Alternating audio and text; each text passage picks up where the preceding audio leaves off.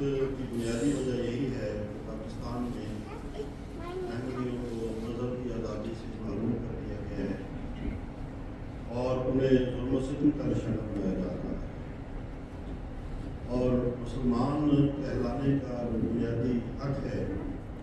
وہ بھی ہم سے چھین لیا گیا ہے۔ آئے دن مساجد اور قبروں کی بےعقوبی صرف مذہب کی بنیاد پر ملازمتوں سے برطرفی اور تعلیمی اداروں سے بے دخلی، یہ پاکستان میں احمدیوں کے خلاف ایک بہت بڑا معلوم اور حالیہ دنوں میں جو حالات ہیں وہ مزید ابتر ہیں۔ ہمیں اپنے پاکستانی احمدی بہنوں بھائیوں کے لیے دعا بھی کرنی چاہیے کہ اللہ تعالیٰ اپنے ان والوں سے باہر نکالے اور یہ جو ظلم کا سلسلہ ہے یہ اپنے اختتام کو پہنچے اور پاکستانی احمدیوں کو بھی اللہ تعالیٰ مذہبی آزادی عطا فرمائے، وہ بھی سکھ کا سانس لے سکیں اور اپنے جو مذہبی فرائض ہیں ان کو آزادی کے ساتھ ادا کر سکیں۔ یہاں جو جرمنی میں ہم احمدی بستے ہیں، پاکستان سے ہجرت کر کے آئے ہیں، ہم جانتے ہیں کہ یہاں اللہ تعالیٰ کے فضل کے ساتھ ہمیں پورے طور پر مذہب کی آزادی ہے۔ ہم اپنے مذہب پر عمل بھی کر سکتے ہیں، اپنے مذہب کی تبدیل بھی کر سکتے ہیں، ہم مساجد بنانے کے لیے بھی ہمیں پوری آزادی ہے اور اسلام کا جو عمل کا پیغام ہے اسے دوسروں تک پہنچانے میں بھی کوئی روک نہیں ہے۔ اس لیے ہجرت کے ساتھ ساتھ ہماری کچھ ذمہ داریاں بھی ہیں، اور ایک بہت بڑی ذمہ داری جو ہماری بنتی ہے وہ یہ ہے کہ ہم اپنے آپ کو اس میزبان معاشرے میں جہاں ہم آئے ہیں اور سکھ کا سانس لے رہے ہیں، اپنے آپ کو انٹیگریٹ کریں۔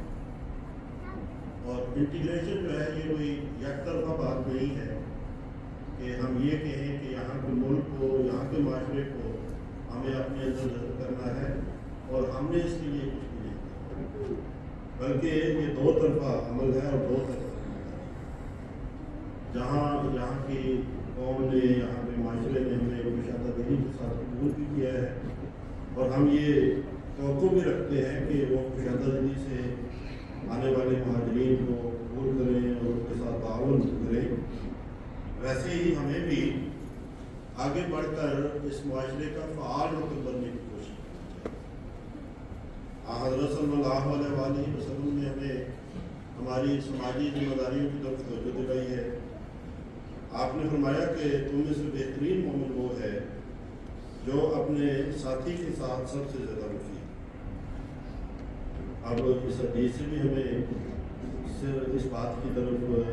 رہنمائی ملتی ہے کہ صرف ہم نے اپنی ذاتی بھلائی کی فکر نہیں کرنی، بلکہ معاشرے کی بہتری کے لیے اپنے دوسرے بھائیوں اور ہمسایوں اور اپنے ساتھ رہنے والے لوگوں کی بہتری کے لیے بھی بھرپور عملی کردار ادا کرنا ہے۔ ہم جانتے ہیں کہ حالیہ مہینوں میں جرمنی کا جو سیاسی منظرنامہ ہے وہ تبدیل ہو رہا ہے۔ دائیں بازو کی جو پارٹیاں ہیں ان کا اثر بڑھ رہا ہے،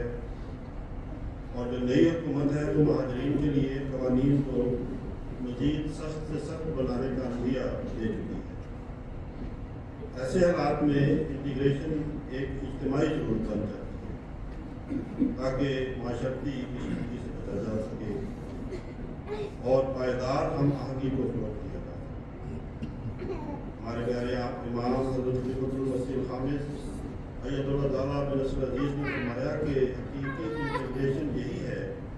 کہ ہم آپس میں محبت اور پیار سے رہیں اور سب مل کر، مرد ہو یا عورت، ملک کی ترقی کے لیے اور شہر کی ترقی کے لیے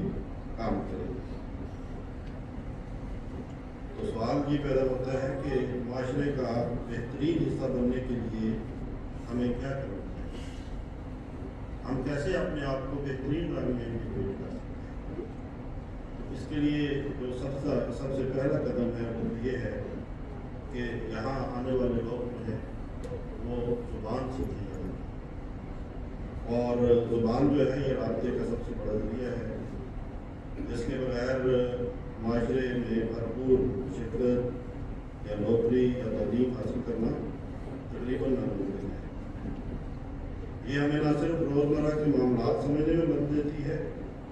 بلکہ اسلام کا پرامن پیغام دوسروں تک پہنچانے کا بھی ایک مقصد ہے۔ پھر جو دوسرا مرحلہ ہے، دوسرا قدم ہے، وہ یہ ہے کہ ہم یہاں اس معاشرے میں محنت سے اپنی روزی کمائیں،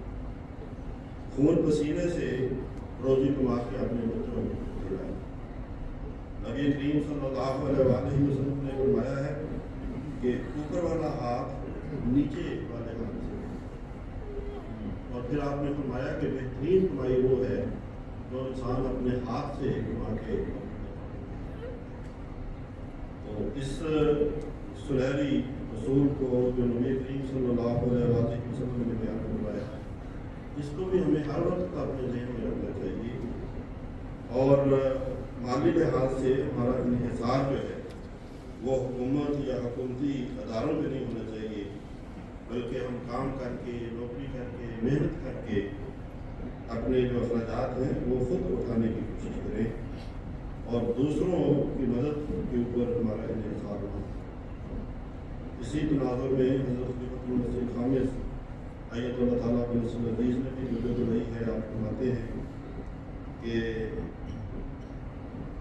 جو جوان صحت مند اور کام کرنے کی صلاحیت رکھتا ہے اسے صدقہ نہیں دینا چاہیے۔ ایسے لوگوں کو بتانا چاہیے کہ یہ بہت شرمناک ہے،